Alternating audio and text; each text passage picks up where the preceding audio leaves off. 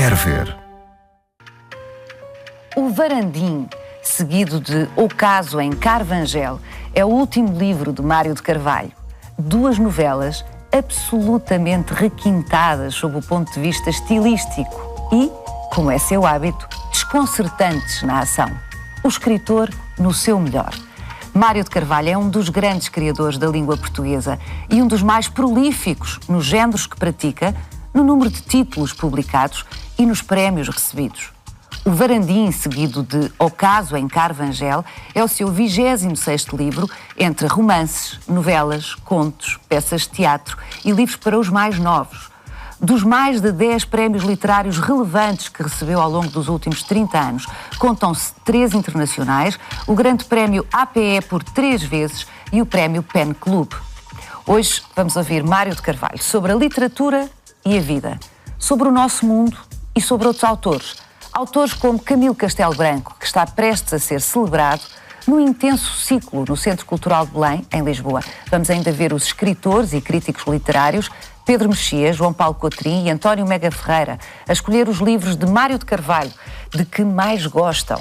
Bem-vindo ao Câmara Clara.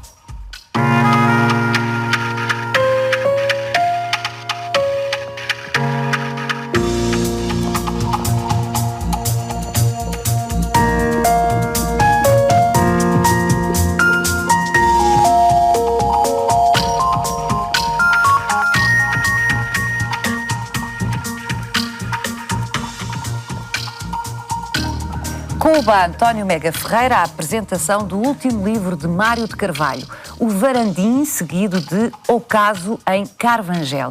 Vamos ver o que tem a dizer-nos sobre este livro. Bem, em primeiro lugar, este é o livro mais recente, o que está a sair, o que saiu agora, de Mário de Carvalho. E é um livro muito interessante, porque, mais uma vez, há uma inflexão temática e de registro narrativo na obra de Mário de Carvalho. No final do ano passado, tinha saído um romance chamado Quando o Diabo Reza, que é uma espécie de vadiário, como ele próprio lhe chamou, e muito bem, que é uma espécie de um romance sobre um grupo de galdérios que acham que são criminosos de alta estirpe. Isto passa-se, digamos, em ambiente urbano, mas suburbano, digamos, português, e, portanto, aqui não há criminosos de alta estirpe, como é evidente. Bom, e meses depois dá-nos um livro constituído por 2 novelas que mudam completamente de latitude, de longitude, de personagens, de ambientes, etc. Nestas 2 histórias, o Mário de Carvalho tenta reconstituir ambientes que têm a ver com uma Mitteleuropa, com um centro, qualquer país do centro da Europa, mas um centro da Europa reinventado pelo Mário de Carvalho, à maneira dele. Destas 2 novelas, a primeira é quase, eu diria, o Varandim, é quase uma espécie de entrada devagar nesse universo centro-europeu reinventado. Porque, de facto, onde toda a arte narrativa e toda a capacidade inventiva, designadamente no plano da linguagem do Mário de Carvalho, explode, por assim dizer, na segunda novela, que é O Caso em Carvangel, que é uma novela extraordinária. Carvangel é um sítio que se caracteriza por 2 coisas. Tem um canhão que não dispara e toda a gente está à espera de um navio que não chega. E toda a gente que se dirige para Carvangel ou quer ver o canhão disparar ou quer ver o barco chegar. Para quê? Para partir. É uma narrativa muito delicadamente humorística, como quase sempre é Mário de Carvalho, com toques de humor muito quase insinuados, e é, sobretudo, uma narrativa na qual se reencontra o Mário de Carvalho, grande cultor da língua portuguesa. Escrever para ele é também recriar a língua através de uma nova espécie de linguagem que ele reinventa em cada uma das suas histórias. Tudo isto transforma, para lá do interesse da história, e a história ela própria pode ser lida como uma parábola, não se pode ficar sempre à espera, sob pena de perdermos tudo. Além desta dimensão quase de parábola da história, ela é um enorme prazer para o leitor. O Varandim, seguido de O Caso em Carvangel, é uma leitura, testemunho, que é, de facto, como diz o Mega Ferreira, um absoluto prazer. Boa noite, Mário de Carvalho. Muitos parabéns. Obrigado. Por mais este. Nestas novelas, nestas 2 novelas, o Mário coloca-nos, aos leitores, na vida, como disse o António Mega Ferreira, na vida de duas cidades do centro da Europa, cidades inventadas, alguns no século XIX, digo eu, e a vida de qualquer um de nós está lá toda. As diferentes classes sociais, o fracasso, o privilégio, há amantes e políticos, há humanistas, há diletantes, há revistas e há, eu não vou dizer sobretudo, mas eu diria quase omnipresente, e isso é um traço muito característico da sua literatura, o absurdo no cotidiano. Nós estamos sempre a lidar com qualquer coisa que nos transcende, que vai além de nós. Não é? E estamos sempre na expectativa de qualquer coisa que pode não acontecer. Mas também de que há caminhos que não têm regresso. E se bem reparar, no ocaso em Carvangel, não se volta daquele sítio. E a barreira que marca a entrada do istmo, que vai dar longínquamente para Carvangel. Sim, porque Carvangel é um istmo, exatamente. Chega-se a Carvangel através do longo istmo. Mas exatamente. A barreira está pintada de um lado só, não é? Do lado de quem chega, porque no regresso ela não estaria pintada, porque dali não se volta, dali parte-se para qualquer lado, quer-se partir para qualquer lado. Para uma cidade mítica também, Chantenou num barco, num navio aquele próprio, também é um navio muito confabulado pelos próprios interessados em embarcar no navio, toda aquela cidade fervilha de desejos. Mas também a morte nestas duas novelas está muito presente, não é? A morte do outro, a morte sofrida, a morte na forca, o gosto pela apreciação do espetáculo da morte e do sofrimento que esvazia uma cidade. Toda a gente quer ver um suplício. E no segundo há aqui qualquer ideia... Isso é no Varandim, a primeira novela? Na segunda há muito a ideia de que qualquer coisa que as personagens não sentem, mas que está consumada. E também o desencontro entre as relações humanas. Eu não sei se reparou no conjunto de mulheres que há em Ocaso em Carvangel. Aquilo é uma galeria enorme de mulheres que eu até nem quis que se destacassem especialmente. Porque são mulheres duplas e triplas, em grupos, às vezes muito semelhantes uns com os outros, e há homens a debaterem-se, a fazer aquelas mulheres todas. E há mulheres, não é? Também a debaterem-se em relação a vários homens, de uma maneira que não é expansiva, é ir ter aquela gente educada, não é? Estamos, de certo modo, num ambiente próximo da Belle Époque, embora a ação se situe na Europa Central. Mas há algum desconforto nestas relações amorosas e nestas mulheres que funcionam uma espécie como um coro, que eu queria que murmurasse, com todos aqueles nomes muito estranhos, que não são para fixar, obviamente. Mas eu falava-lhe no absurdo, e no absurdo no cotidiano, se me permite, vou lê-lo. À páginas 157, na segunda novela, o Mário escreve: agora, neste esguardar pelos vidros, a meio de uma manhã de labor pacífico e tranquilo, o jovem notário nem queria crer no que via. Em frente de todos os olhos desenrolava-se a mais sanguinária das lutas de pescadores ocorrida nos últimos anos, com golpes desalmados, pancadas e talhos de incontida fúria e desaustinado ódio. Ele não queria crer no que via. Este doce, tenro Roscélio, que é o protagonista um dos personagens do segundo conto, exatamente, do Ocaso, ele está perplexo. Ele chega a este sítio, a Carvangel, e cada dia lhe traz nova perplexidade. E nós, de alguma forma, estamos com ele. Não sei se revê... Aquilo que nós chamamos habitualmente das pessoas normais, não é? Exato, ele seria uma pessoa normal. Ele seria uma pessoa normal. Tranquilo, notário. Exato, não é? Ele quer ser pacato, mas de facto a cidade desafia-o permanentemente com histórias e com situações rocambolescas. No primeiro conto, Zoltán, o doce velho aqui, o doce velhinho, através dos olhos de quem vemos exatamente a loucura a bater-se nas ruas, não é? E em ambos, anarquistas. Muito bem, mas fazem parte do tipo social do século XIX. Há sempre anarquistas, e muitas vezes nobres, como é o caso. Exatamente. Quem ouvir a nossa conversa até agora e não tiver tomado atenção ao que disse, ou não conhecer bem os livros do Mário de Carvalho, poderia pensar que com a morte, como diz o fascínio pelo espetáculo da morte, a corrida para o espetáculo da morte, bombas a serem urdidas, não é? Que isto se trata de duas novelas negras, mas nós já vamos desenvolver isso. Eu não diria de todo que são negras. Como é que as classificaria? Eu penso que há aqui aspectos sombrios e que o aparecimento de cães selvagens num istmo escuro também é bastante inquietante.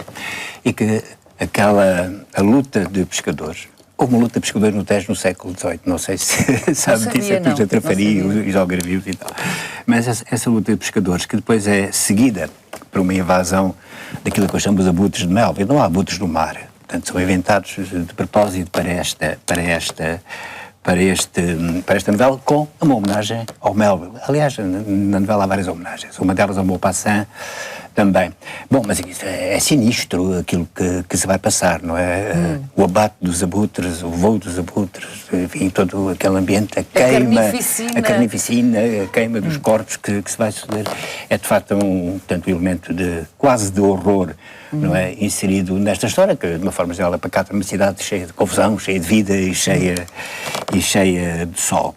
Há aqui uns ecos de tragédia também que atravessam esta história toda, mesmo quando a ironia se impõe, porque ela... E a ironia impõe-se sempre, não é? Do princípio ao fim. Nós já vamos falar nisto, vamos aliás ouvir o Pedro Mexia falar mais detalhadamente sobre o humor, obviamente em Mário de Carvalho, obviamente o António Mega Ferreira já aludiu a isso, mas eu antes de avançarmos para esse aspecto que é central também no seu trabalho, o humor, eu gostava que comentasse este dado, que é um dado absolutamente evidente para quem olha para o conjunto dos seus livros, quer dizer, 26 títulos. O Mário de Carvalho salta com uma agilidade completamente desconcertante entre séculos, entre géneros, para começo de conversa, entre géneros literários, do fantástico para o histórico, do histórico para o tempo contemporâneo, para um registro quase doméstico. Portanto, faz umas alternâncias de géneros completamente desconcertantes pela agilidade com que o faz. Tempo, séculos, tanto está exatamente no século XIX, como na Lusitânia romana, como aqui e agora, e em espaços geográficos também, completamente. O que é que falo porque lhe apetece, porque lhe ocorre, porque um dia sonhou, porque se cruzou com qualquer coisa que o fez lembrar, porque lhe apetece voltar a um dos seus autores favoritos e homenageá-lo aqui ou ali?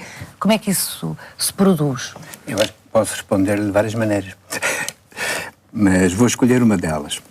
Bem, eu tenho várias vozes e eu penso que qualquer escritor, qualquer romancista tem várias vozes.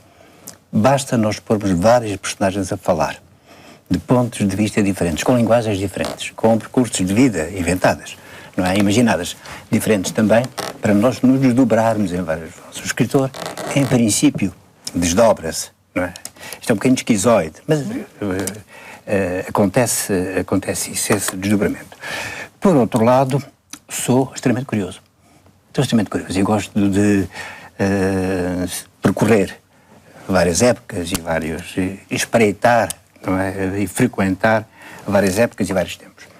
E depois ocorre-me sempre que os tempos estão muito próximos uns dos outros e os espaços, ao fim e ao cabo, estão muito próximos uns dos outros. Que a nossa Terra, ao fim e ao cabo, é muito apertada e que o nosso espaço de vida como civilização, como homens, não é? Desde o Homo sapiens, é de facto extremamente curto. E estamos todos praticamente encostados, não é? Uns aos outros. E depois ocorre-me sempre também um pouco deste sentido. Lembra-se daquele grande, espantoso conto do Jorge Luís Borges que se chama O Jardim dos Caminhos que se bifurcam. Mas há uma altura em que os tempos e os espaços todos se confundem no mesmo gigantesco labirinto. Este ocaso em Carvangel está um pouco situado aí. E o Tebas, o livro Grande Tebas também. Aí certos contos na sétima esfera.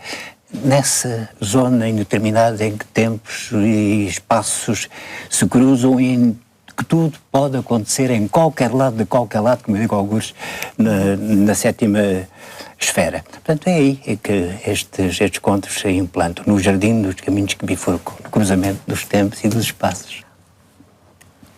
O que é um escritor? O que é um escritor? Bom, em português, eu digo isto porque eu penso que os anglo-saxónicos têm uma noção diferente do que é um escritor. Quem escreve para publicidade é um escritor, quem escreve para cinema é um escritor. Que em Portugal costumamos associar a expressão escritor aos praticantes das belas letras e aos ensaístas, não é? Quem escreve romance, conto, poesia, ensaio, é um escritor. E é isto, eu penso que é isto, exatamente isto. E adoto, digamos, esta qualificação tradicional. A questão não é uma questão que se põe muitas vezes. Eu recordo que há 20 e tal anos, na Associação Portuguesa de Escritores, se punha a questão de saber quem é que devia ser admitido, quem eram os escritores que deviam ser admitidos. E fez vencimento a tese de que quem quer que estivesse escrito uma plaquete, quem quer que tivesse escrito mesmo uma pequena coisa, a mais remota edição de autor, tinha direito a entrar na associação. Era escritor. Isso era uma posição ideológica, não é uma posição estética, não é? É uma questão democrática, é uma questão profissional, quase. Sim, não é? ok. Mas quem escreve livros, quem os publica, é um autor, é um escritor.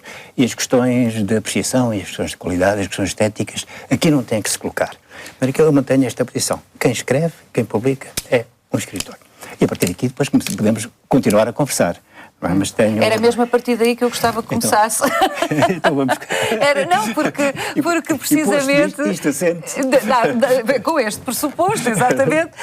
Partindo daqui, então, Mário de Carvalho, é que há uma expressão sua que eu acho particularmente feliz, é que nunca, agora ajude-me a reconstituí-la, nunca, mas a ideia é que é importante, nunca houve tanta gente a ler e nunca houve uma comunidade literária tão pequena.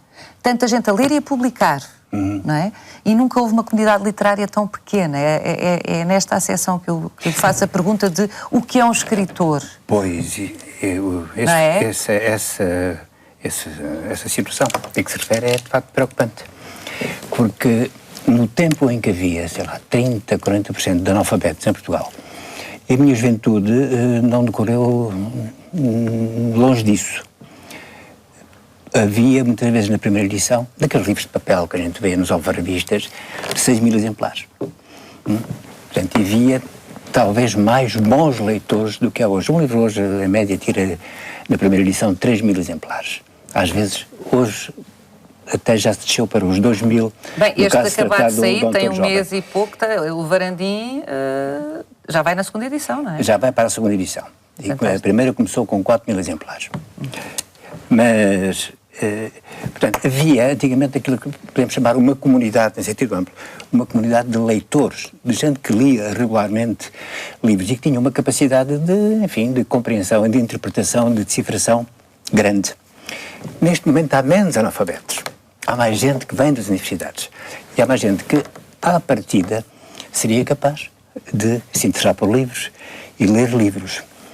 Simplesmente, essas pessoas vêm do ensino em que, em dada altura, a própria ligação à literatura e o gosto pela literatura foi amputado, de certa maneira. Perderam o contato com os nossos grandes autores, com os nossos grandes clássicos. Isso não lhes aparece na aula. E o resultado, além de outras causas, não é, que podemos falar mais tarde, o resultado foi que, dificilmente, neste momento se encontra quem perceba uma ironia, quem perceba uma metáfora, quem vá a um subtexto e quem seja capaz de captar a ressonância das palavras. Podem dizer, bom, mas é difícil para os jovens confrontarem-se, não sei, com António Vieira, com Aquilino, mesmo com o Fernão Lopes. Foi difícil para mim confrontar-me com Gil Vicente e com Camões. Mas nunca mais esqueci. Houve quadros que me ficaram. E quando nós assistimos muitas vezes a expressões de puro literalismo, de pessoas que leem os textos à letra, que não veem a sombra das palavras, a projeção das palavras, nós pensamos que são resultado deste descaso que se fez em relação ao nosso património literário. Quem não leu, quem não foi confrontado com os grandes escritores, tem uma grande dificuldade depois em reconhecer a verdadeira literatura. E grande parte dos livros que se editam hoje são de autores que não leram. São de autores que não leram, que escrevem para leitores que não leram. Encontram-se, digamos, o autor ingênuo, chamemos-lhe assim, encontra-se com o leitor ingênuo. É interessante esta dança, este encontro. É uma maneira de pôr as coisas. Simplesmente, muitas vezes os autores ingênuos vendem muitos exemplares e, enfim, ficam todos impantes com isso. Mas não deixam de ser... Eu puxo esta questão à coação, o que é um escritor, porque nesta altura talvez convenha de vez em quando lembrarmos o que é um escritor, não é? Alguém que dialoga com uma tradição, que a conhece, que é filho dela, de alguma maneira, não é? Não sei, porque a certa altura há esta confusão instalada. Sim, mas o meu vizinho publicou um livro, é um escritor. Eu acho que sim. Como lhe disse, à partida é um escritor. Portanto, aí, sob o ponto de vista fiscal, pelo menos. Fiscal, profissional, exato. Jornalístico, etc. Exato. Pronto. Agora, se aquilo é literatura ou não, isso já é uma dúvida que se põe. Quem caia de paraquedas neste meio, penso que, enfim, que dá quedas desastradas, não é? Porque isto não é para cair de paraquedas.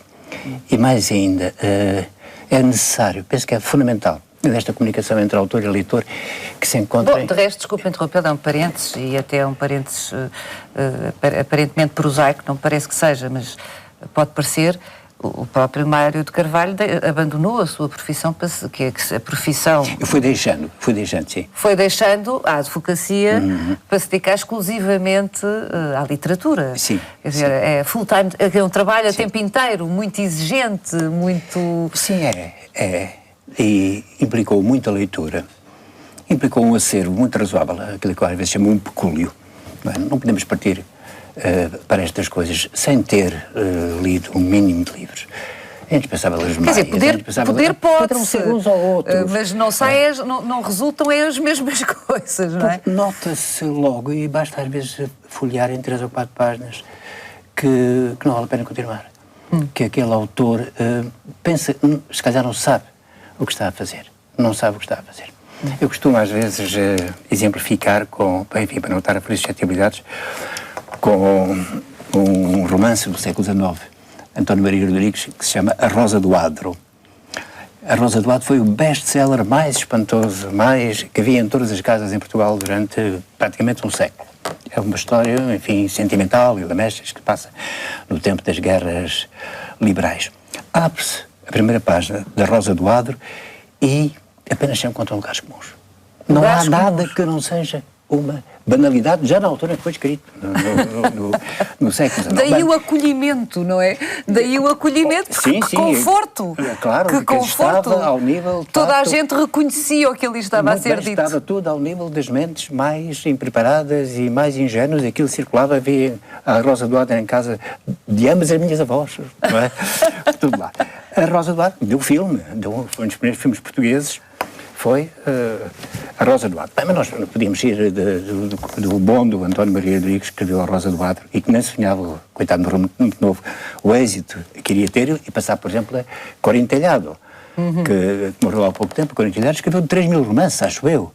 Um romance por semana. Era uma coisa completamente espantosa, sempre com o mesmo esquema. É bom não irmos pela quantidade de produção, porque não foram 3.000, mas o Camilo Castelo Branco, um dos seus autores favoritos, que vamos já falar hoje aqui, também teve uma produção espantosa, não é? Tinha que sobreviver, tinha que se alimentar, sim, não é? é? Sim, vivia daquilo e com dificuldades. E com dificuldades. Mas o Camilo é um gênio, magnífico escritor. É outra coisa. É um magnífico escritor. E assim como nós às vezes, quer dizer, folheamos essas páginas desses livros, desses best-sellers, que às vezes são apresentados com uma grande arrogância, que de facto vendem muito e depois desaparecerão daqui a uns meses. Mas lemos 3 páginas e digo, bom, não vale a pena continuar, não vale a pena pegar mais nisso. Com o Camilo é exatamente o contrário. Às vezes ficamos presos, ficamos retidos pela magnífica confabulação e pela utilização espantosa da língua portuguesa. Isto são muitos adjetivos, mas eu não consigo encontrar outra maneira de qualificar o Camilo, não é? Ainda ontem estive a ler, por acaso, um pequeno trecho em que ele ironizava com as traduções do Rei Dom Luís. O Rei Dom Luís traduziu o Shakespeare. Como sabem, ainda há pouco tempo essas traduções circulavam e vendiam-se na Feira do Livro as traduções do Rei Dom Luís. E o Camilo dizia isto: os nossos reis são funcionários públicos, não podem construir nem destruir nada, excepto Shakespeare. E também me recordo na altura, com um fulano chamado Tomás Filho, que se meteu com o Camilo, e eu ofereceu-lhe bengaladas. Né? E o Camilo disse: o senhor Tomás Filho de puta e delega na sua bengala o encargo de me convencer, uma coisa assim deste género.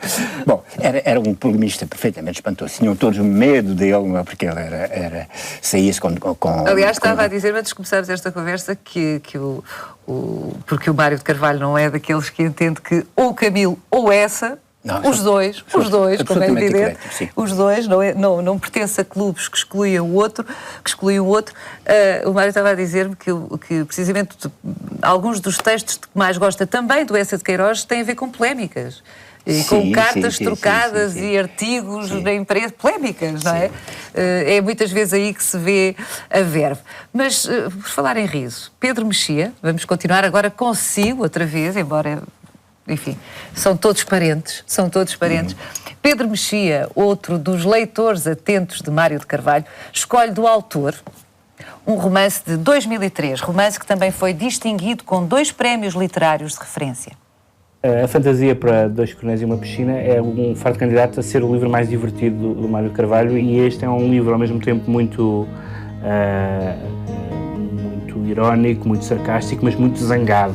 Todas as mudanças grandes e pequenas, culturais e políticas, vão aparecendo ao longo do livro. Portanto, se discute a guerra colonial, visto que ambos os militares, ambos os coronéis participaram na guerra, e a Revolução, como se discute o aqui, os piercings e, enfim, uma série de grandes e pequenas mudanças sociológicas, através, nomeadamente, da geração dos filhos. Sendo essa dimensão uma dimensão moderna do romance, é também a dimensão mais clássica, no sentido de que se liga à própria origem histórica do romance, do Laurence Sterne, do Tristram Shandy, etc., do Rabelais, em que o romance era essencialmente lúdico, em que o romance jogava muito com a sua forma, com a sua maneira de contar, e é essa tradição lúdica do romance a que o Mário de Carvalho se liga, embora, e que também existe em Portugal, nomeadamente no Camilo, esse virtuosismo do Mário de Carvalho não é apenas uma espécie de exibição de músculo literário, de cultura literária, embora às vezes também seja, não há mal nenhum que o seja, porque ele escreve muito bem e sabe que escreve muito bem, mas é também uma ligação de uma possibilidade de romance contemporâneo a certas formas de romance histórico, em que, ao mesmo tempo que se faz a sátira, que é, enfim, imemorial desde os tempos dos clássicos do teatro, e ao mesmo tempo se reflete sobre o processo de como contar uma história. E, portanto, é um livro muito inventivo, muito divertido e bastante zangado, e essa mistura desses 3 elementos torna-o provavelmente o meu livro favorito, pelo menos o meu romance favorito do Mário de Carvalho. Mário de Carvalho, eu não saberia dizer, enfim, percebo muito bem o Pedro Mexia, porque é que não é só é ironia, assim, mas a mim, pessoalmente, se calhar sou muito fácil, arranca-me gargalhadas a fantasia. Mas, devo dizer, já o disse aqui, o Varandim, seguido de Ocasa e Carvangel, é muito cómico. No meio daquela dimensão sombria a que já aludiu, daquela permanente ameaça de tragédia, não é? Mas no meio disto tudo é muito cómico. E o Pedro Mexia fala em inventivo, a propósito do fantasia, mas é aplicável a qualquer um dos seus livros, eu creio, inventivo, divertido e zangado. O humor é uma das manifestações do desespero. O humor é uma manifestação de resistência. Não há tirania que se aguente com o humor. E todos os tiranos impõem uma gravitas, não é? Gravidade, solenidade. A solenidade está muito ligada ao poder. E o humor resiste a isto. Mas o humor, já reparou também, pode desmontar os fanatismos. É muito difícil conciliar o fanatismo com o riso. Justamente com o riso de nós próprios. Claro. Porque nós rimos com também. Com a autoironia, claro. Nós rimos também de nós próprios. De forma que tem esta função que é extremamente saudável, não é? De nos afastar da tirania, de nos afastar das solenidades, de pôr em causa certos ritos, designadamente ritos de poder, e também de evitar, ou pelo menos perturbar o fanatismo. Nunca vi nenhum fanático rir e... Veja, neste momento estamos perante um fenómeno perigoso, não é? Uma espécie de nazismo, de expressão religiosa. Não vê humor ali naquele lado. Está a falar do fundamentalismo islâmico, exatamente. João Paulo Cotrim fala-nos do primeiro livro que Mário de Carvalho escreveu, que não foi o primeiro livro que Mário de Carvalho publicou. Ora, veja. Eu escolheria o livro Grande Tebas, Navio e Mariana, por várias razões. Por um lado, pela sua atualidade, porque é um livro que lança vários estilos que o Mário de Carvalho praticará depois ao longo da sua obra, desenvolverá ao longo da sua obra, e também temas, sobretudo o tema do cerco, do homem cercado pelas suas circunstâncias. É um livro, não diria injustamente esquecido, porque eu acho que o Mário de Carvalho também tem esse lado peculiar que foi cultivando ao longo dos tempos, um séquito de leitores fiéis que regressam à sua obra, embora ela tenha tido os tais aspectos diferentes ao longo do tempo. Não se ficou neste livro, que é um livro aparentemente do universo do fantástico, que é um livro que é escrito até, curiosamente ou não, na ressaca do 25 de Abril, e portanto naqueles anos loucos do pós-25 de Abril. Embora tenha sido escrito anteriormente, foi publicado posteriormente aos dois livros que lançaram o Mário de Carvalho, o caso do Beco das Sardinheiras e os Contos da Sétima Esfera, também nessa esfera do fantástico. E pouco tempo depois ele também ensaiou, digamos, fez uma espécie de continuação não é uma continuação, usou o mesmo estilo no fabulário, mas digamos que este livro condensa muito bem, a meu ver, aquilo que é o percurso do Mário de Carvalho. Tem um outro aspecto que eu acho absolutamente extraordinário, que é uma das coisas que mais me interessa na obra do Mário de Carvalho, que é a melancolia irónica. O Mário de Carvalho olha para tudo com uma ironia particular, e é uma ironia que é uma espécie de ferramenta que nos ajuda a compreender, mais uma vez, as nossas circunstâncias, que, obviamente, e por definição, tendem a cercar-nos e a retirar-nos o oxigénio. E eu creio que para o Mário de Carvalho a solução para isso é, obviamente, a literatura. Quando a realidade é muito abusadora, a literatura indica-nos uma saída de emergência. E, em boa verdade, eu acho que nos faria falta hoje um livro, se calhar até existe, eu ainda não o descobri, mas que nos faria falta para a época 2 um livro Grande Tebas, Navio e Mariana. E à laia de parênteses também diria que não conseguimos compreender o Portugal do pós-25 de Abril, e portanto em boa verdade também este nosso, sem termos lido o livro Grande Tebas, Navio e Mariana. O livro Grande de Tebas, Navio e Mariana foi escrito entre 1974 e 1975 de forma muito atribulada, como se calcula. Mário de Carvalho resiste à exposição da sua vida pessoal, mas nesta altura impõe-se apresentar aqui alguns dados biográficos do escritor. Filho de uma família de tradição oposicionista, tradição que remonta ao século XIX, quando os seus antepassados combateram os miguelistas, Mário de Carvalho entrou jovem para o PCP e, como estudante de Direito na Universidade de Lisboa, envolveu-se nas lutas académicas de 1961 e 62. Já a cumprir o serviço militar, foi preso e torturado pela PIDE. Exilou-se na Suécia e só conseguiu regressar a Portugal depois do 1º de maio de 1974. Publicou o seu primeiro livro em 1981, abandonou a atividade política há 20 anos e a advocacia há 15. Temos aqui muito por onde pegar. Desde o que o Cotrim nos deixou dito, bem dito, até esta pequena nota biográfica. Mas antes disso, Mário de Carvalho, se me permite, uma pergunta muito objetiva. Porquê é que saiu da Caminho, ao fim de quase 3 décadas da mesma editora, enfim, uma editora ainda por cima com também uma história e com bons companheiros na Caminho, como Sofia de Melbrenner, por exemplo, e sai para a Porto Editora? Eu prefiro estar com uma administração que não demora 4 anos a perceber quem eu sou e que eu existo, em primeiro lugar. E depois também penso isto, é que quem sabe de ferros de engomar trata de ferros de engomar, quem sabe de sabonetes trata de sabonetes, quem sabe de livros trata de livros, quem sabe de cervejas trata de cervejas. Não é? Portanto, é isto. Penso que isso responde à sua pergunta. Responde. Por outro lado também a ideia de transitoriedade incomoda um bocadinho, não é?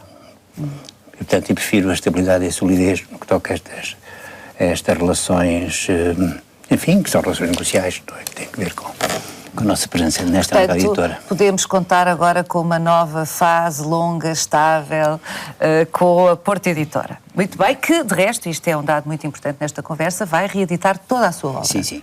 Toda a sua obra. Portanto, podemos contar com os 26 títulos, os 25, tirando este que já saiu na Porto Editora. E com alguns novos que irão aparecendo também. Esses exigimos-lhe. Isso pode contar que não será só a Porto Editora a pressioná-lo. O cerco, diz João Paulo Cotrim.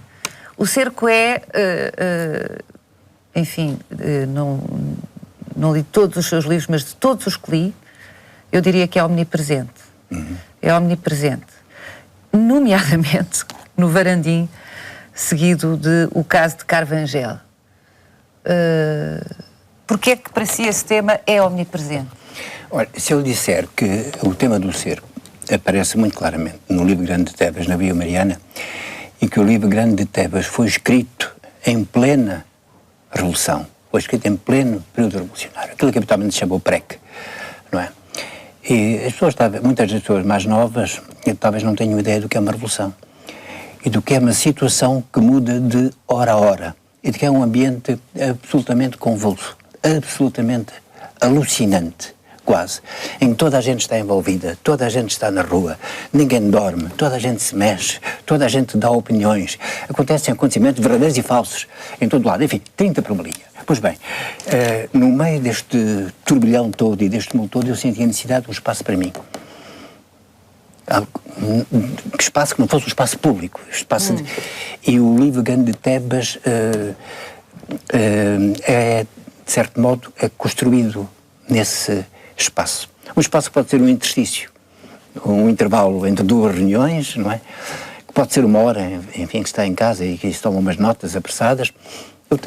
Eu tenho manuscritos ainda do livro Grande de Tebas escritos no meio de reuniões. Uma cena de alguém que desce umas escadas, eu escrevia nessa altura e depois, enfim, lá juntei aquilo tudo. Portanto, é um livro que responde um pouco à ideia que eu tinha de que a vida não era assim, que a vida não podia ser assim, que aquilo não ia durar para sempre. Aquele ambiente que muitas vezes era um ambiente de festa, desaustinada, completamente desaustinada. Aquilo não podia ser assim. E de que, isso está expresso no livro Algures, não me recordo agora qual é exatamente a frase, mas de que em volta as bruxas dançavam, em volta de tudo isso, e que as feiticeiras procuravam-se para reinaugurar as suas cavernas. Portanto, o livro é feito nesse ambiente e a noção de que estamos cercados e de que o cerco não passa, que pode aliviar-se de um momento ao outro, pode ficar mais laço, mas o cerco está lá, é uma noção que se mantém, de facto, durante todos os meus livros, porque eu penso que o cerco está lá. O cerco está lá. E o cerco assume inúmeros rostos. Sem dúvida. Não é? Sim. Pode ser simplesmente a nossa angústia existencial. Num dia de sol, por breves instantes esquecemos, mas o cerco está lá. O cerco está lá e pode estar num Mediterrâneo, por exemplo, que sempre foi convulso e, de certo modo, ameaçador. Ao contrário do que muitas vezes pensa, não é? Podemos estar lentamente a ser cercados aqui na Europa. Mas isso é uma longa história. É uma longa história. É com certeza para aqui, mas já aludiu, eu penso que está a aludir ao mesmo que aludiu há bocado, não é? Não vemos os fundamentalistas rirem. Sim. É isso que está a aludir também? Não vemos rirem, mas vemos-los matarem representantes diplomáticos e vemos-los na rua queimar bandeiras e vemos-los a usar a violência e a procurar humilhar os outros e vemos, pior, vemos-los a praticar atos de guerra. Ou seja, impedir a livre expressão de cidadãos de outros países. Eu sempre bati pela liberdade de expressão, eu e outros, e muitos outros. E para mim é perfeitamente afrontoso que alguém venha dizer que eu não posso pensar isto ou aquilo, que eu não posso escrever isto ou aquilo, que eu não posso ironizar com isto ou aquilo. Nunca teve problemas no PC? Com a sua liberdade de expressão? É um escritor que claramente não está ao serviço de nenhum programa. Olha, é um escritor, portanto, na acessão a que já aludiu há pouco, não é? Sabe que eu sempre tive, talvez por inépcia, eu sempre tive o hábito de dizer o que pensava. Eu sempre disse o que pensava. E no PC sempre disse o que pensei. E, aliás, penso que há, em termos éticos, um dever que não pode ser incumprido de ligação à verdade. Não é? Porque com mentiras não se faz uma revolução. Não é? E também com opressão e humilhação do outro não se faz uma revolução. Não é por isso que nós... Não foi por isso que nós nos batemos. Não é? Nós batemos pela liberdade, no fundo, e por uma sociedade melhor, não por uma sociedade pior. As minhas ideias podiam ser muitas vezes muitas concessões naquela altura, podiam ser muitas vezes, enfim, aceitos como uma bizarria, não é? Com algum excesso e tal, mas toda a gente percebia que eram sinceras e que eram minhas, e também não havia, no tempo, enfim, em que lá estive, pelo menos antes, não havia o hábito de calar as bocas. Não é? As pessoas eram sempre ouvidas e não eram discriminadas por aquilo que Pelo menos não teve essa experiência. Não tive essa experiência, e depois, enfim, a minha saída deu-se lá para os anos 90, na sequência daqueles acontecimentos que são conhecidos, mas... Está a falar de quê? Da queda do muro? Estou a falar da queda do muro e na forma como o PC regiu esses acontecimentos, e no facto de nunca ter muito clara e firmemente denunciado o stalinismo. Penso que há alguma coisa que falta de fazer. O stalinismo tem que ser dissecado, e o PC tem que se confrontar com esse fantasma e enfrentá-lo mesmo. Isto aconteceu, isto foi uma deturpação de grandes princípios, isto foi monstruoso. E é preciso que isto se diga e que isto se assuma e que isto seja muito claro, para que não haja qualquer suspeita de reserva mental. Bom, era a minha posição na altura e, enfim, isso levou-me, como sabe, a deixar a atividade partidária, que já não era muito intensa. Eu devo dizer que, enfim, eu não sou propriamente assim, não tenho assim uma grande vocação política, nem vocação de militante, e nem características pessoais que me impulsionem, não é? Nesse sentido. Mas a minha saída teve muito a ver com isto. O que é que vai acontecer em Portugal? Há aquela frase engraçada, que acho que é do Garcia Marques, que diz: tem a saúde de ferro dos que estão sempre adoentados. Será que nós temos a saúde de ferro dos que estão sempre adoentados e vamos arrastando de crise em crise, de maleita em maleita? Ou será que vamos explodir, como alguns dos seus anarquistas aqui fizeram? Não digam que novela. Antigamente isso, é preciso muita saúde para aguentar tanta doença, não é? Exatamente. Há um provérbio que diz isso. Não, quer dizer, há quem tenha feito o possível por tornar este país inabitável. Há um amigo meu que chama aquilo que os jornalistas, com toda a vontade, isto é, sem a menor distância crítica, chamam o arco da governação, não é? Um amigo meu chama, enfim, com alguma injustiça, o arco da buscambilha, não é? Da buscambilha.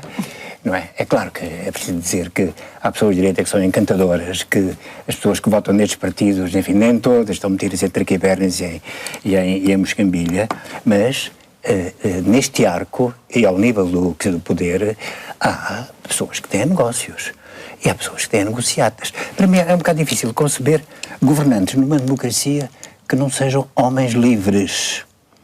E o homem que está ligado a negócios não é um homem livre.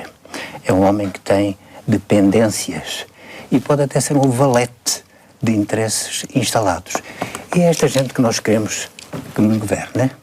Fulanos ligados a bancos, algures da Alemanha, por exemplo. Fulanos ligados a instituições do capitalismo filibusteiro internacional. É esta gente, a gente ligada a interesses, a gente tem negócios, que compra e vende, trafica em favores. Queremos esta gente no governo. Obviamente não são todos assim, imediatamente quando se fala neste governo, não penso logo em 3 ou 4. Não é que não são aquilo, pelo menos eu sei que não são aquilo, mas não saem eles chamuscados da mistura com esta gente de olho esquivo, de olhar esquivo, ou com aquele ar solene e pomposo do Dr. António Borges. Parece um chefe de contínuos, não é? E não tem a noção, portanto, da figura que está a fazer. Pronto, mas as pessoas estão sujeitas a isto. Nós temos que estar sujeitos a este tipo de pessoas. Já agora, deixe-me dizer-lhe, eu não conheço negócios ao Dr. Louçã. Não o vejo envolvido em negócio, muito menos em negociatas. Não conheço negócios ao Sr. Jerónimo de Sousa. Tem as suas próprias agendas e, como nós sabemos, e o próprio Mário de Carvalho está sempre a dizer... Mas que não são agendas de preenchimento pessoal, nem de enriquecimento, exatamente, nem de chamada... Mas muitas vezes as agendas conduzem a que as pessoas tenham que adotar determinadas posições para alcançar determinados fins, mas ao serviço de princípios e não ao serviço de interesses, não é? E na atuação política e não na traficância. Há uma grande diferença entre uma coisa e outra. Na própria Roma Antiga, não há nada mais corrupto do que a Roma Imperial. Os senadores eram impedidos de ter negócios. Eles transgrediam, é certo, mas não podiam ter negócios. Porque entendia-se que o interesse comum, o interesse da pátria, eram os pais da pátria, não podiam estar ligados a negócios que implicassem o vil metal. Mas nós, com todo à vontade, depois dizem que é a sociedade civil a transparecer no governo. Há pessoas que estão ligadas a interesses, os mais diversos, depois saem do governo e entram para empresas, e saem de empresas e entram para o governo. Mas que dança de cadeiras é esta? Que giga-joga é esta? No fundo, que gente é esta que tem estado a governar-nos e que temos lá posto? E que está lá, até certo ponto, legitimamente. Pois eu penso que a legitimidade se quebra em dada altura, estabelece uma ruptura. E com o governo que temos agora, que está agora em funções, essa legitimidade quebrou-se. Não é? Houve qualquer coisa que estalou, que foi demais. E passaram as marcas. A pergunta que eu lhe faço é exatamente o que é que acha que vai acontecer. É um homem com uma imaginação prodigiosa, com um grande conhecimento da história, que elude sistematicamente, e já o fiz aqui nesta conversa, a importância da memória para compreendermos o que se passa e, sobretudo, para podermos eventualmente antever o que vai passar-se. E eu pergunto-lhe, vamos explodir na linha daquilo que alguns dos seus anarquistas fizeram aqui no Varandim e no ocaso em Carvangel, ou vamos arrastar-nos? Paulo, eu não sei, eu não sou um profeta. O que é que me parece? Eu não sei, eu até sei muito pouco e todas as manhãs acordo esmagado pela minha tremenda ignorância. Mas não sei, só que há sinais de ameaça muito fortes. E Portugal tem quase 900 anos, mas olha que não é eterno. Ainda não podemos convencer de que isto seja eterno e de que a nossa independência esteja assegurada. Bem, para já ela está bastante limitada, como nós estamos a funcionar, ninguém diz isto, mas enfim, neste momento quase como um protetorado, não é? E vamos ver o que é que o futuro nos reserva. Não estamos, neste momento, a ser governados pelas pessoas nem pelos partidos que sejam capazes de tirar Portugal deste atoleiro em que foi metido. Atenção que não se trata apenas do fator externo. Há anos e anos e anos de governação que têm conduzido a esta quase inabitabilidade de Portugal. Não se esqueça que há muitos anos... Inabitabilidade, no sentido de inabitável, sim, não é? Há muitos anos eu ouvi alguém dizer, e tem responsabilidades fortes neste momento, por várias vezes, isso está registado em qualquer lado, nada de miserabilismos. Por mais que uma vez, nada de miserabilismos. este impulso de novo riquismo, este impulso da ostentação, que ainda continua. Por acaso, nós podemos conversar largamente sobre isso, mas não temos tempo, se calhar. Mas há coisas em Portugal que são engraçadas, que são positivas e então são apreciadas lá fora. Por exemplo, os nossos primeiros ministros vivem nas suas casas e não no palácio. Os nossos presidentes da República não vivem nos palácios. Eu recordo que lá fora as pessoas apreciam isso, que é um fator de, enfim, de bom gosto, de simplicidade. Mas há à volta destas pessoas gente que se compraz a exibir os seus carros de luxo. Porquê que as pessoas usam carros de luxo? Porquê que exibem carros de gama alta? Porquê que mandam fazer aqueles fatinhos nos sítios mais? Porquê que fazem isso? Querem exibir-se? É um pouco a competição com o vizinho, que está para lá de sebe. Eu tenho um carro melhor que o teu. Carvalho, para quem é um escritor com tanto mundo e que nos dá tanto mundo através da sua literatura, espanta-me a sua surpresa. Faz parte, mas eu não estou é? surpreendido, eu estou indignado. É que lê-lo é assistir ao desfile, volto a dizer, desde a antiguidade romana até aos dias de hoje, passando pelo século XIX, enfim, por todos os tempos e de todos os modos, é assistir ao desfile, se calhar inevitável, das vaidades desta nossa espécie, não é? E que é uma coisa aparentemente intemporal e omnipresente. Sim, sabe onde é que vem? A palavra vaidade vem de vanitas, de vão. Vazio, é qualquer coisa que não... Gostaria que o nosso Primeiro-Ministro, ou todos os ministros, se vestissem todos como Jerónimo de Sousa. Ou como eu. Ou como...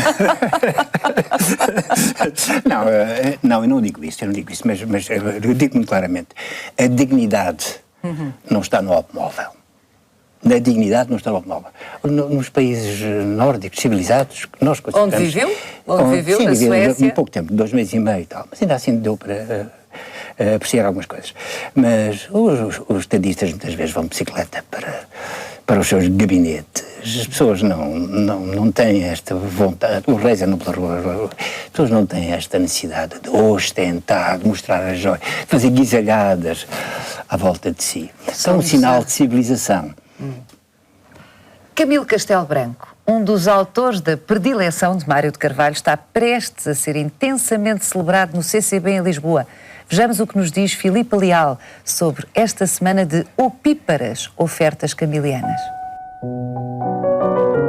Se por virtude da metempsicose eu reaparecer na sociedade do século XXI, talvez me regozije de ver outra vez as lágrimas em moda nos braços da retórica, escrevia Camilo Castelo Branco em 1879, no prefácio da 5ª edição de Amor de Perdição. Chegados ao século XXI e nos 150 anos da publicação desta obra maior do romantismo português, Camilo reaparece no CCB na companhia de Júlio Pomar, numa exposição de desenhos, António Lopes Ribeiro, Manuel de Oliveira ou Mário Barroso, cujos filmes vão ser exibidos, Pedro Brunhosa sobre as canções de amor ou Maria Ana Bobon para uma sessão de fados de perdição. Mas professores e alunos também estão convidados para este ciclo que reflete sobre as paixões juvenis. A nossa ideia foi convidar o professor Daniel Sampaio para nos ajudar a explorar uma aproximação às paixões juvenis de hoje, ou seja, permitir um confronto entre o que se passa hoje no envolvimento sentimental dos jovens e o que se passou com aqueles 2 jovens cuja história nos é contada no Amor de Perdição. Uma comemoração deste tipo faria sentido se chamasse a atenção do grande público, muito em especial dos alunos do ensino secundário, e, portanto, contribuísse para levar às escolas o contacto com os grandes nomes da nossa literatura e com as grandes obras literárias do património cultural português. O Amor de Perdição é um desses casos, é mesmo talvez a obra mais importante do nosso romantismo e portanto, justificava-se plenamente. Dizem que o Amor de Perdição fez chorar. Mal foi isso. Mas agora, como indemnização, faz rir. Tornou-se cômico pela seriedade antiga. As palavras são do próprio Camilo, que viveu um amor de perdição. Queríamos também que outros aspectos da obra do Camilo Castelo Branco e da vida fossem revisitados de uma maneira mais inédita. E por isso convidámos o Dr. Labrinho Lúcio para nos falar sobre o processo de adultério de Camilo Castelo Branco e Ana Plácido, e convidámos o Dr. Pacheco Pereira e o Dr. Carvalho da Silva para encerrarem o ciclo com uma conversa sobre Camilo Castelo Branco e a sua maneira de verem um dos grandes autores da nossa literatura. O ciclo CCB no CCB, coprodução com a Casa de Camilo de São Miguel de Ceide, o Plano Nacional de Leitura, o Teatro São Carlos ou o Centro Nacional de Cultura, inclui ainda uma visita a Lisboa e ao Porto de Camilo e uma conferência de Duarte Ivo Cruz sobre as adaptações e versões de Amor de Perdição no teatro, na ópera ou no bailado. Mário de Carvalho costuma dizer que não reconhece filiação à sua literatura, mas, e já ouvimos aqui nesta conversa, autores e livros de que gosta muito, tem muitos e variam. Sim. Como é suposto, não é? Sim, e variou muito, e eu daria uma resposta diferente conforme os dias. Mas olha... Camilo já falámos e já se percebeu o apreço. Bom, então, talvez começando por aqui, há 2 livros a que eu regresso com alguma regularidade. Os Maias.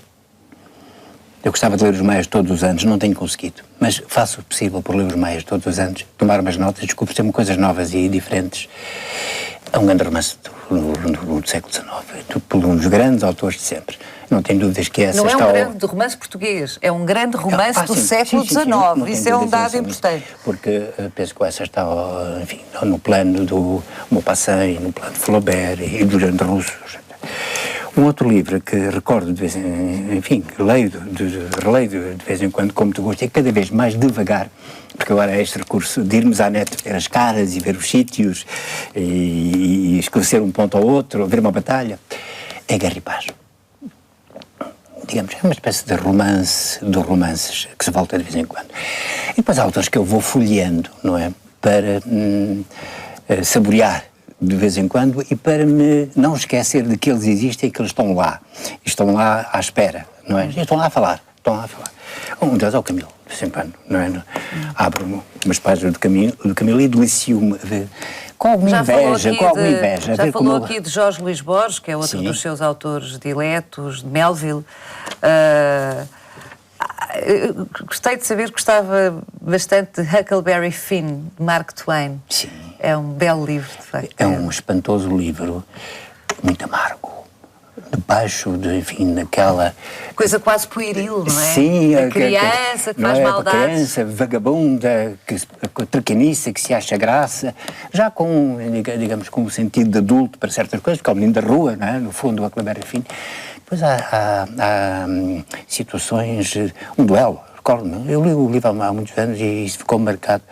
Um duelo em que um homem mata friamente um outro, portanto, numa rua. E há crueldade também, não é? No meio daquela gente, além enfim, das relações escravistas, não é? Que existem naquele tempo. Mas é de facto um livro espantoso. O Dom Quixote, evidentemente. E o Dom Quixote, que deve ser é um dos livros fundadores, é um daqueles livros que é difícil. Eu penso que alguém que queira escrever, ser escritor, não tem que ser necessariamente a Guerra e Paz, não tem que ser o Dom, mas há de ser alguma coisa destas. Há de ser algum destes grandes livros. As pessoas têm que ter uma espécie de fundo, não é? Uma espécie de pecúlio, uma enciclopédia, com o qual partem para as coisas, com o qual partem para a literatura, têm que se confrontar. Ou então corre estar a repetir os outros, ou estar a escrever coisas perfeitamente desinteressantes que já foram ditas e foram mais bem ditas, não é? Por outros, não é? Mas eu penso que quem quiser, os jovens que começam agora a escrever, que não lhes fazia mal, às vezes tirar uns meses e ler calmamente, de lápis na mão, estas enormes obras. Olha, a começar pela Ilíada e pela Odisseia. Livros, aliás, de uma violência extrema. E agora há traduções, há boas traduções portuguesas, do Frederico Lourenço. Talvez convenha começar por aí, pelos livros fundadores, que são fascinantes, absolutamente fascinantes. E dos novos, há alguém que o tenha surpreendido ultimamente, pela positiva, como é evidente, novos autores? Sim, eu acho que há um caso de genialidade, que é o Gonçalo Antala. Calculei que fosse o Gonçalo, aquele que o Mário ia falar. Às vezes, quando se discute sobre jovens autores, alguém me disse uma vez, não, esse não vale, porque esse é genial. É um caso de gênero, portanto, não conta. Mas há a Dulce Maria Cardoso e o Rui Cardoso Martins, não é? Que parece-me que são autores, do meu ponto de vista, ainda são jovens. Não é? Com a minha proveta idade eu posso e a minha veterania eu posso considerá-los jovens, que me parecem são autores de muito boa qualidade e em que se notam presentes as leituras, isto é, no tecido destes autores nota-se que há muita leitura e no caso de Tavares, enfim, há muita reflexão também. É aquilo que o Mário de Carvalho usa chamar espessura. Espessura, não é? Mesmo isso. Há vários estratos. Exatamente, a espessura, não é? 5.000 anos de espessura, a nossa civilização tem 5.000 anos de espessura, convém não ignorar este pequeno dado, não é?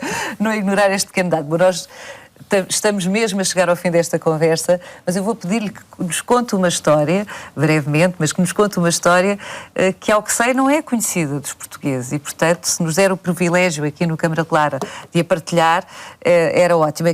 É uma história que o coloca a si, autor, Mário de Carvalho, dito, registado com a sua própria voz na Biblioteca do Congresso norte-americano. É verdade. Quando eu ganhei o prémio Pegasus, fiz assim um périplo pelos Estados Unidos, fui levado pela Mobile, não é? Era a empresa que na altura patrocinava o prémio. É curioso que como as grandes empresas nos Estados Unidos abrem portas. Não é o que se pensa, a propaganda diz uma coisa, mas a realidade é abre mesmo portas. Bom, e a mim abriram umas portas da Biblioteca do Congresso. E eu fui conduzido por uma senhora extremamente simpática, brasileira, que lá trabalhava por sítios por onde habitualmente as pessoas não andam. E fui convidado para às 10 da manhã ler e registar numa cassete umas páginas de Um Deus Paciente pela Brisa da Tarde. Exatamente. Devo dizer que li bastante mal, enfim, muito engasgado e tal, mas enfim. Agora, também nessa altura fui ver, isto parece assim solene e tal, as caves da Biblioteca do Congresso. Fiquei francamente impressionado.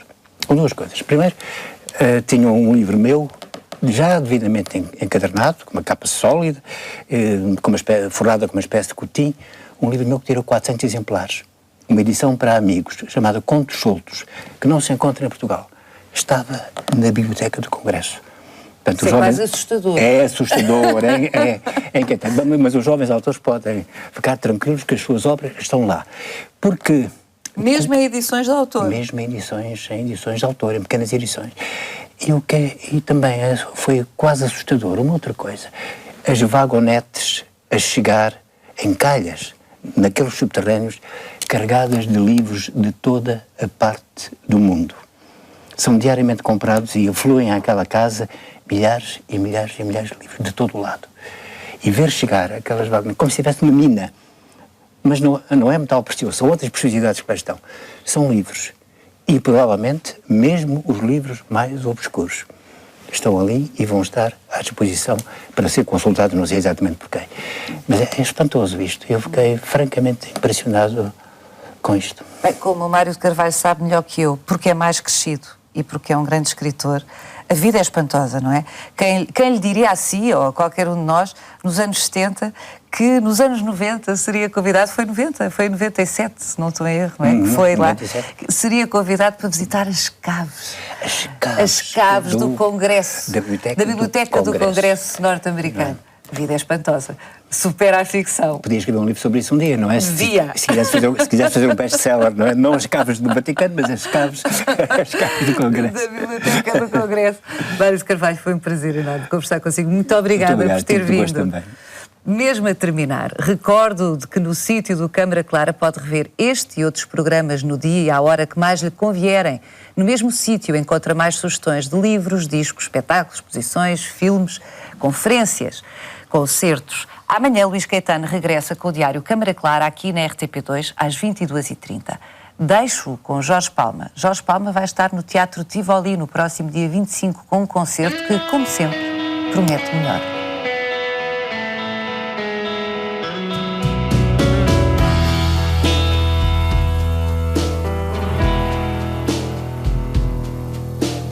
Imperdoável é o que não vivi. Imperdoável é que esqueci. Imperdoável é desistir de lutar. Imperdoável é